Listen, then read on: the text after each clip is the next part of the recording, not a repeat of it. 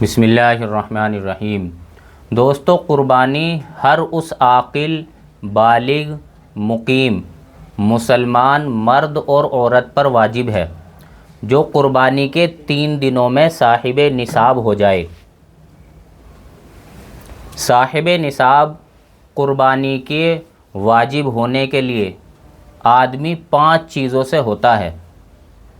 Number 1، یا تو اس کے پاس 52.5 تولہ چاندی ہو۔ نمبر 2، یا اس کے پاس 7.5 تولہ سونا ہو۔ نمبر 3، یا اس کے پاس اتنی نقد رقم یعنی کیش ہو جس سے 52.5 تولہ چاندی خریدی جا سکتی ہو۔ نمبر 4، یا اس کے پاس اتنا مال تجارت ہو یعنی بیچنے کے مال کی رقم اتنی ہو، مال کو وہ بیچ دے اور اس رقم سے 52.5 تولہ چاندی خریدی جا سکتی ہو۔ نمبر 5، یا اس کے پاس ضروریات سے زائد کا مکان ہو یا پلاٹ ہو یا گھریلو سامان ہو۔ ضروریات سے زائد کا مطلب یہ ہے کہ وہ چیز بالکل استعمال میں نہ آتی ہو، اور جو چیز بالکل استعمال میں نہیں آتی اس کی قیمت بھی 52.5 تولہ چاندی تک پہنچ جاتی ہو۔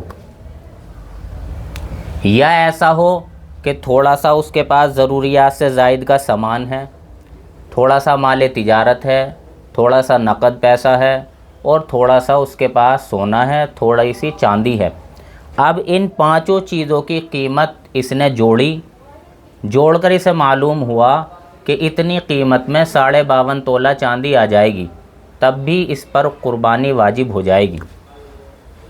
یا 4 چیزوں کی قیمت جوڑی، 5ویں چیز نہیں ہے، اس سے بھی 52.5 تولہ چاندی آ رہی ہے، یا 3 چیزوں کے مجموعے سے آ رہی ہے، 2 چیزوں کے مجموعے سے آ رہی ہے، یا صرف ایک ہی چیز سے آ رہی ہے، تو ان ساری صورتوں میں اس پر قربانی واجب ہو جائے گی۔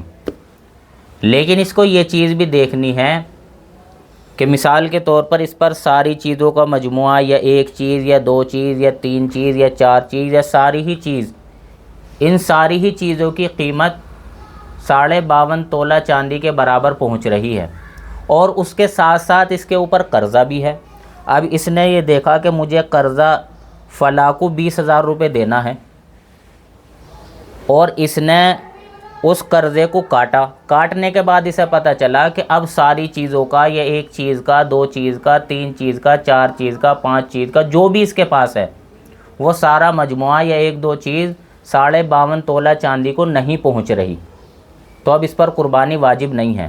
ہاں، اگر قرضہ دینے کے بعد بھی 52.5 تولہ چاندی کو وہ قیمت پہنچ رہی ہے تو اس پر قربانی واجب ہوگی، لیکن نہیں پہنچ رہی قرضہ دینے کے بعد تو اس پر قربانی واجب نہیں ہوگی۔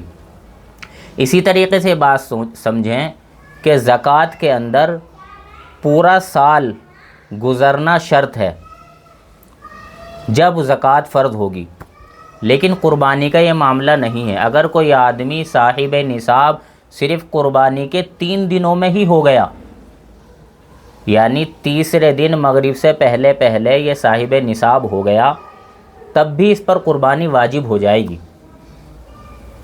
اسی طریقے سے یہ بات سمجھیں کہ اگر مرد کے پاس یہ ساری چیزیں ہیں تو مرد کے اوپر قربانی واجب ہے، عورت کے اوپر یہ ساری چیزیں ہیں تو عورت کے اوپر قربانی واجب ہے۔ اگر دونوں کے پاس یہ چیزیں ہیں، مرد کے پاس بھی ہے عورت کے پاس بھی ہے، تو دونوں کے اوپر قربانی واجب ہے۔ اگر مرد کے اوپر اور عورت کے پاس بھی یہ چیزیں ہیں تو دونوں پہ قربانی ہے۔ اگر اسی کے ساتھ ساتھ ماں باپ کے پاس بھی یہ چیز ہے تو مرد کے اوپر بھی قربانی واجب ہے، عورت کے اوپر بھی قربانی واجب ہے، باپ کے اوپر بھی قربانی واجب ہے، اور ماں کے اوپر بھی قربانی واجب ہے۔ یعنی جو صاحب نصاب ہوگا اس کے اوپر قربانی واجب ہو جائے گی۔ اسی طریقے سے یہ بات سمجھیں کہ شروع میں یہ بات بتائی گئی تھی، ہر اس عاقل، بالغ، مقیم مسلمان پر، چاہے وہ مرد ہو یا عورت ہو، قربانی واجب ہے جو قربانی کے دنوں میں صاحب نصاب ہو۔ تو اس سے یہ بات سمجھیں کہ اگر کوئی مجنون اور پاگل ہے تو اس پر قربانی واجب نہیں ہے۔ اسی طریقے سے کوئی نابالغ ہے تو اس کے اوپر بھی قربانی واجب نہیں ہے۔ اسی طریقے سے بات سمجھیں کہ اگر کوئی شرعی مسافر ہے تو تو اس پر بھی قربانی واجب نہیں ہے، کیونکہ قربانی واجب مقیم کے اوپر ہے۔ تو یہ بات ہم نے سمجھ لی کہ آدمی پانچ چیزوں سے صاحب نصاب ہوتا ہے، جس کی وجہ سے قربانی اس کے اوپر واجب ہو جاتی ہے۔ اللہ تعالیٰ صحیح سمجھ کی توفیق نصیب فرمائے۔ آخر دعوانا ان الحمد للہ رب العالمین۔